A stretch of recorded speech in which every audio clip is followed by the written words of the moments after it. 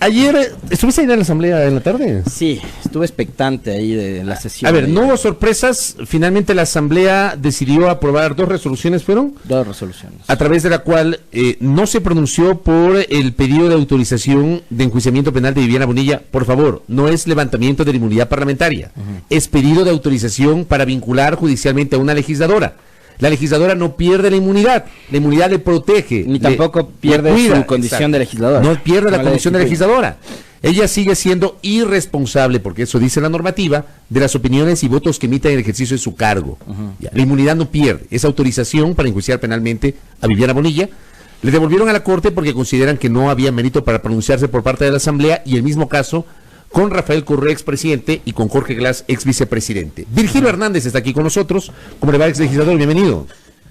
Muy buenos días, bienvenido, un gusto poder doctor. estar con ustedes, un gusto poder compartir esta mesa de trabajo y reflexión. Me imagino que no le sorprendió la decisión de ayer de la Asamblea. Sí, de ninguna manera, no me sorprendió, ya es de alguna manera lo que se había anunciado, pero no deja de sorprender, sí,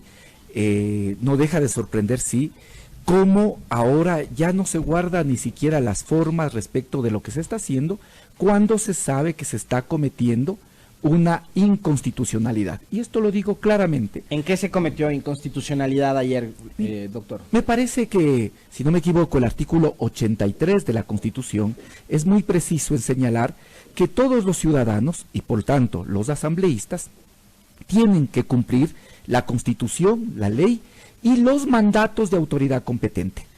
Fue una jueza nacional,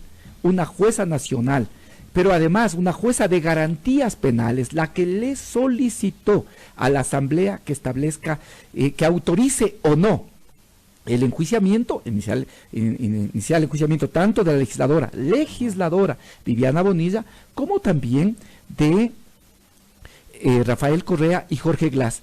¿Qué es lo que tenía que hacer la Asamblea?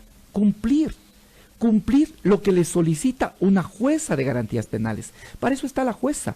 La jueza ya realizó su reflexión, su análisis de qué es lo que garantiza los derechos que están establecidos en la Constitución, y le hizo una petición a la Asamblea.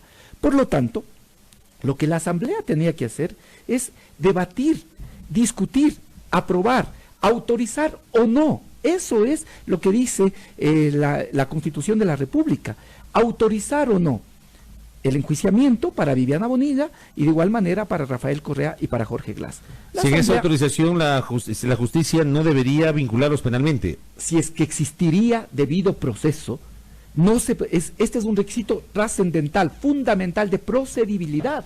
Así lo señala, aunque ya después quiero reflexionar también sobre el propio pedido de la jueza Daniela Camacho, sobre todo en lo que tiene que ver el pedido de Jorge Glass y Rafael Correa, que aunque realiza el pedido, sin embargo ese pedido no deja de demostrar su falta de imparcialidad. Por lo tanto, podríamos decir que incluso ya podemos saber el resultado de la primera Yo quisiera que ahí dividamos y terminemos de resolver primero el caso de Viviana Bonilla, que ya como decía el contertulio, no se trataba de un levantamiento de inmunidad, sino de la autorización de la Asamblea para procesarla en este caso de sobornos 2012-16. La duda que nos surgía desde cuando se emitió el pedido, doctor Hernández, del hecho de que el supuesto cometimiento del delito es cuando ella era gobernadora o candidata, no era asambleísta. Entonces a ella esta inmunidad parlamentaria no le recubre en este caso. Entonces lo que hace ayer la Asamblea es declarar improcedente el pedido y devolverlo a la jueza para que la vincule a la señora Bonilla. A ver, ¿cuál era el objetivo de esta norma cuando esto se discutió en Montecristi? Que una persona que ejerce las funciones de legislador, cualquiera sea esa persona, y mire que con la legisladora Viviana Bonilla nosotros hemos tenido serias discrepancias, desencuentros, ¿no? Sin embargo, si uno piensa institucionalmente, que creo que es lo que más se afecta con esto, ¿sí? Decía, cuando esto se discutió en Montecristi, ¿qué es lo que se tenía en mente? Que cuando exista un legislador en funciones, que también esté ejerciendo las funciones de legislador, no se pueda asumir, no se pueda tomar el caso, cualquier caso penal, que es lo más fácil de poder establecer para poder tratar de sacar del juego político, no se pueda asumir, tomar un caso penal para de esa manera dejarle de amenazar, afectar su condición de legislador. Y eso es lo que se está haciendo. Aquí yo no estoy señalando que no se pueda seguir la investigación, que no se pueda seguir el proceso, pero sí se tiene que cumplir con lo que dice la propia Constitución. Y la Constitución establece que la Asamblea tenía que autorizar o no. Vamos a decir la verdad, y lo demuestran los votos. No tenían los votos. Y como no tenían los votos, y para el caso de Viviana Bonilla, hay que señalar además que ni la Constitución, ni la ley orgánica de la Asamblea Legislativa, exacto, no establecen el número de votos. Ni el 128 ni el 111 no establecen el número de votos. Ahí hay un vacío. La Asamblea, de manera absolutamente equivocada, en resolución anterior, para precisamente perseguir a Sofía Espín. En noviembre del 2018. En noviembre del 2018. De que sean 70, mayoría absoluta. Para la destitución. Ajá. Tiene relación indudablemente, pero son cosas distintas. Ajá. Por lo tanto, ayer la Asamblea primero tenía que resolver con cuántos votos se podía proceder al pedido de la jueza. ¿Con cuántos votos? Porque eso no está establecido ni en el 128 de la Constitución, ni en el 111 de la Ley Orgánica de la Función Legislativa, ni en ningún otro cuerpo legal.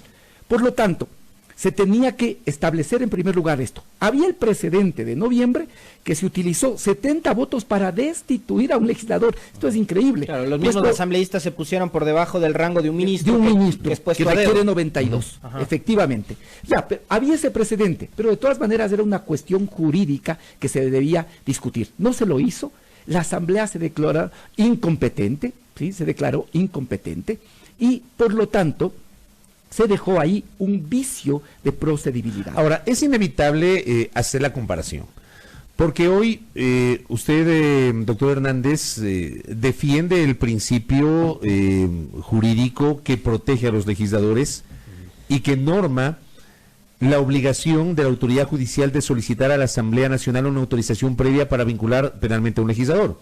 Pero digo, es inevitable hacer la comparación con casos anteriores cuando ustedes eran poder.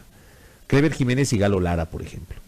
Y en el caso de Clever Jiménez y Galo Lara, resulta que se procedió a vincularlo sin autorización de la función legislativa. Y el criterio era el mismo. Pero había una diferencia trascendental. ¿Cuál es la diferencia? Que no se hizo el pedido por parte de la autoridad competente. Este es un elemento central. En esos casos... En el caso de Galo Lara hubo un pedido que fue negado por la Asamblea y posteriormente la justicia no volvió a hacer ese pedido, sino que lo vinculó directamente. Porque también acordémonos cuál fue el delito en el que estaba implicado. Era un delito común, ¿sí? Pero lo mismo. Asesinato. Pero a Viviana Bonilla sí, también la pretenden vincular por un delito común. Pero le vuelvo a decir la diferencia que es trascendental. Esta diferencia es trascendental. Que en este caso, las autoridades judiciales, que son a las que les compete, no consideraron que se debía pedir la autorización a la Asamblea. Pero acuérdense que en el caso de Galo Lara hubo un pedido que fue negado por la Asamblea y posteriormente ya no hubo pedido, sino que lo vincularon directamente. Pero usted acaba de decir, acaba de darme la razón. Cuando hubo el pedido, ese fue negado por la Asamblea. ¿Ya? Esto es otra cosa. Pero pese a que fue negado, finalmente lo vincularon. Pero yo estoy... Y no es una defensa de Lara por si acaso, simplemente pongo en contexto los hechos. No, pero lo estoy diciendo. Cuando existió el pedido, la Asamblea discutió y negó. Y después la autoridad judicial, que es la que decide, consideró que no era necesario. Esto es lo que estoy señalando. No que no se puede investigar. Nosotros hemos dicho sobre el tema de Arroz Verde, que se investigue todo, que se investigue a todos, y a todos con debido proceso.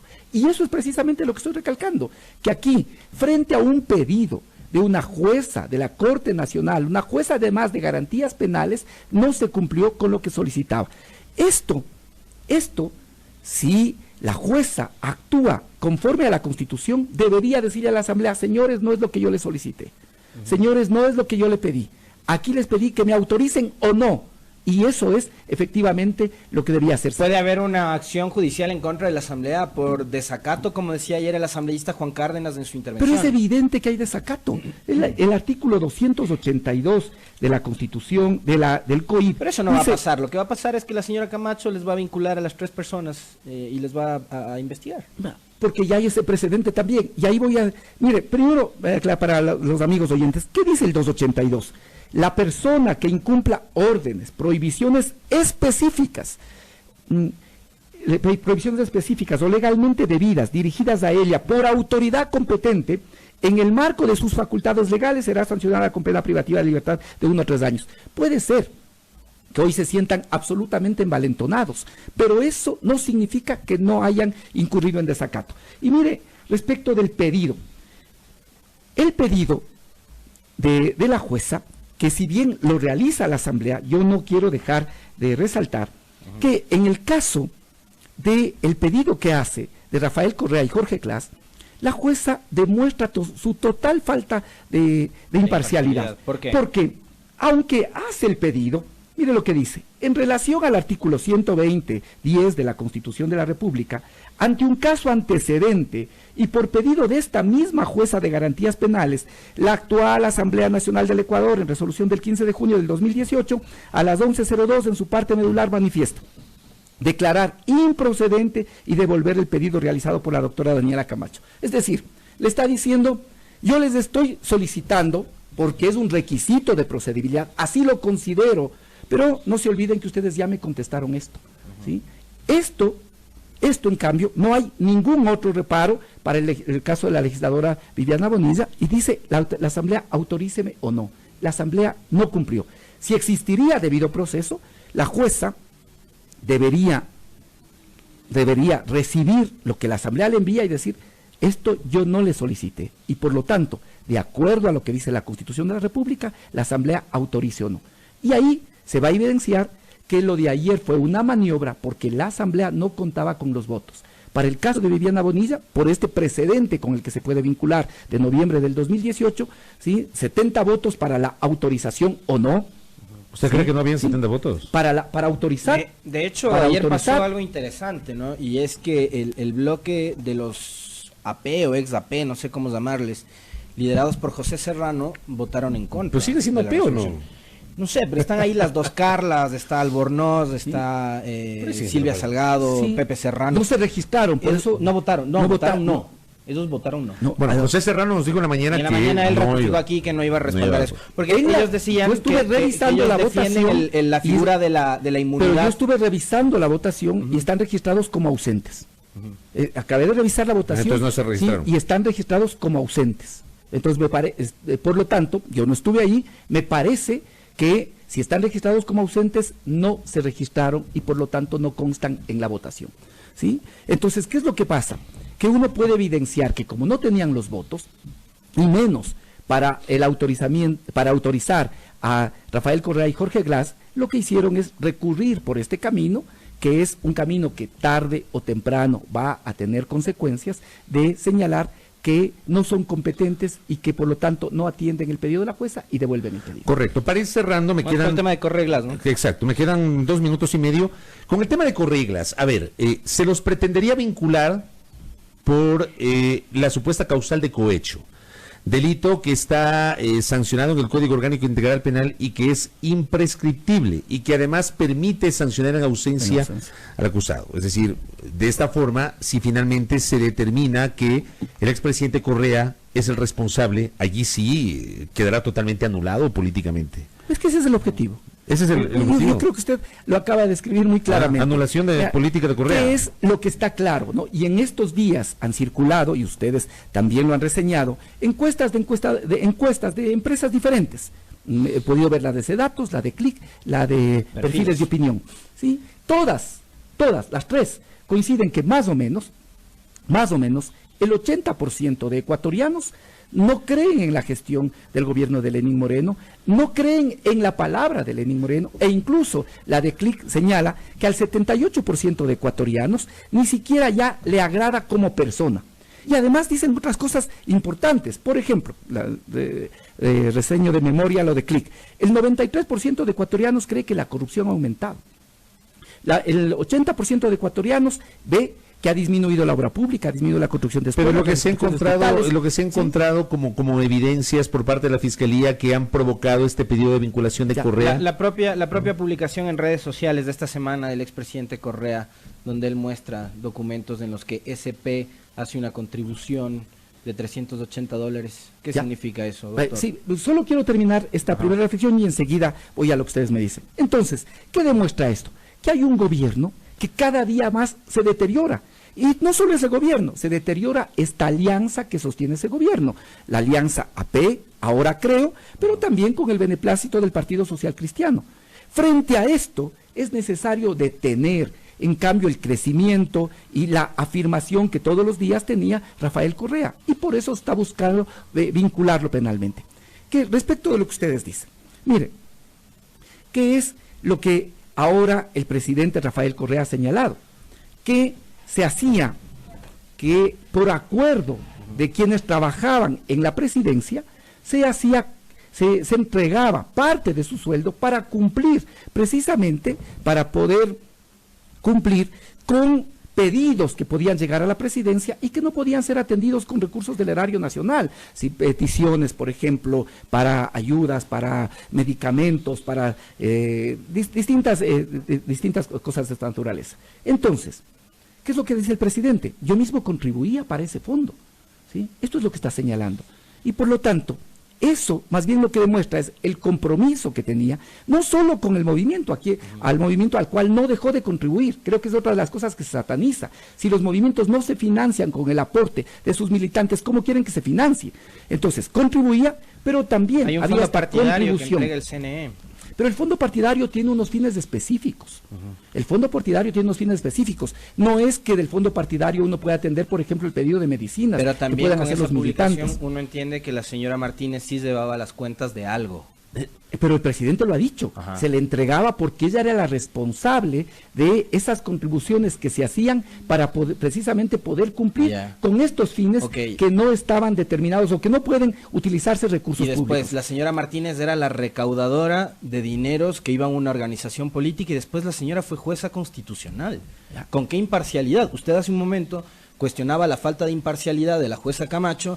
Y ahora le pregunto a usted, ¿con qué imparcialidad la señora Martínez fue jueza constitucional? Sí, y esas son las cosas que también están sujetas a investigación. Eso también es corrupción, pues, eso también está sujeto a investigación. Y yo le digo, todos estos temas tienen que investigarse. Sobre el tema de Arroz Verde, nosotros hemos señalado que se investigue todo, que se investigue a todos y que se investigue con el debido proceso.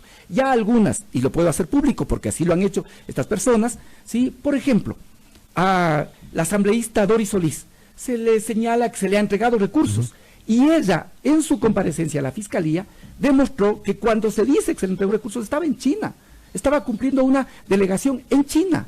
Entonces, ¿cómo se puede hacer esto? ¿Cómo? Y yo les pregunto ahora a ustedes, ¿cómo puede ser posible que finalmente se termine vinculando a una persona porque existe un Excel que puede ser modificado y además que puede ser utilizado también con fines persecutorios? Si mañana a cualquiera de ustedes aparece en un Excel, eso ya les hace culpables o les hace ya sujetos para poder ser vinculados en un proceso penal. O peor aún, dudo que nuestros nombres estén ahí. Sí, y yo también le vuelvo a señalar, pero ahora ya no es posible establecer que se pueda actuar con imparcialidad. Lo que estamos viendo es que hay procesos claramente persecutorios y muchas personas terminan siendo involucradas por haber participado en la gestión del gobierno del presidente Correa. La visión de Virgilio Hernández, una visión crítica respecto de lo que ocurrió ayer en la Asamblea Nacional con los casos de Viviana Bonilla, Rafael Correa y Jorge Glass. Doctor Hernández, gracias. Muy amable, doctor. Siempre un gusto. Virgilio Hernández, ex legislador en nuestros micrófonos.